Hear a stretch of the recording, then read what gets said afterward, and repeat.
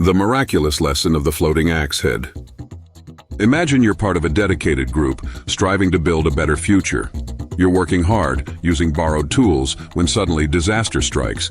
A critical piece of equipment is lost, and with it, your hopes seem to sink. This isn't just a modern-day scenario.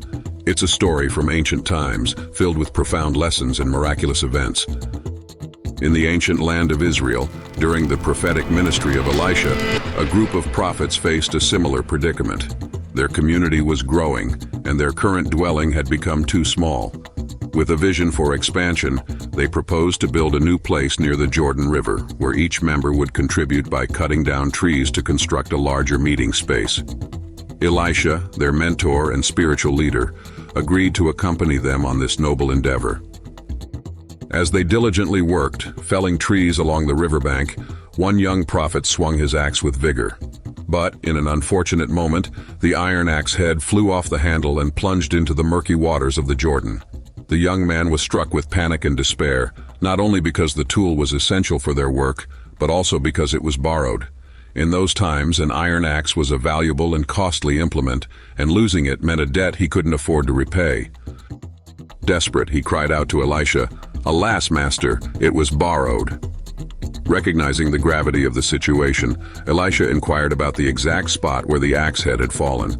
Upon being shown the place, Elisha performed an unexpected act. He cut a stick and threw it into the water at that spot. Miraculously, the iron axe head floated to the surface, defying the natural laws of physics. Elisha then instructed the young man to retrieve it, restoring both the tool and the young prophet's peace of mind.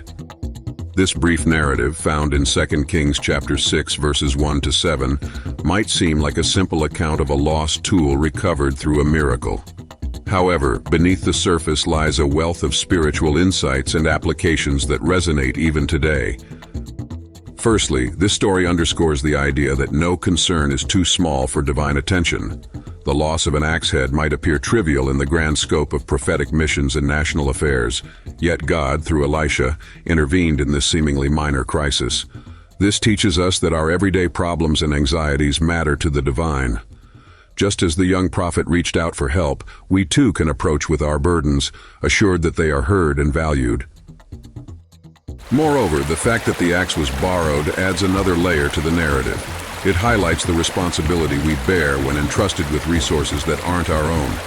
In a broader sense, it reflects the stewardship we hold over the gifts, talents, and opportunities granted to us. The young prophet's distress over losing something borrowed serves as a reminder of the accountability we have in managing what we've been given. The method of the miracle is also rich in symbolism. Elisha's act of throwing a stick into the water to make the iron float can be seen as a precursor to themes of restoration and redemption.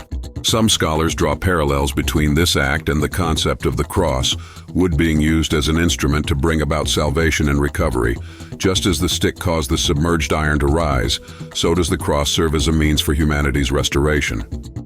Additionally, this event took place at the Jordan River, a site of numerous significant moments in biblical history.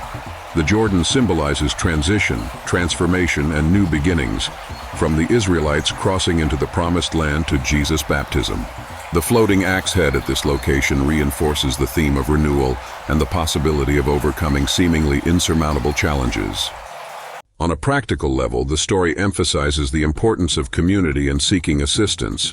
The young prophet didn't hesitate to call out to Elisha in his time of need. This act of seeking help led to the resolution of his problem. It serves as a reminder that in our journeys, we shouldn't isolate ourselves in times of trouble. Reaching out to mentors, community members, or spiritual guides can lead to solutions and support we might not find alone. Furthermore, the narrative illustrates the balance between divine intervention and human action. While a miracle caused the axe head to float, Elisha instructed the young man to pick it up. This signifies that while assistance is provided, we must also take active steps to complete the process. It's a partnership between grace and effort, where both play crucial roles. In reflecting upon this story, we're invited to consider the axe heads in our own lives, the valuable things we've lost, the mistakes we've made, or the burdens we carry. The narrative assures us that recovery is possible, that help is available, and that no loss is beyond redemption. It encourages us to trust in divine provision, to be diligent stewards of what we've been given, and to actively participate in the process of restoration.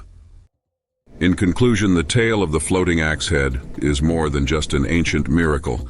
It's a timeless lesson in care, responsibility, faith, and the intricate ways in which the mundane intersects with the miraculous.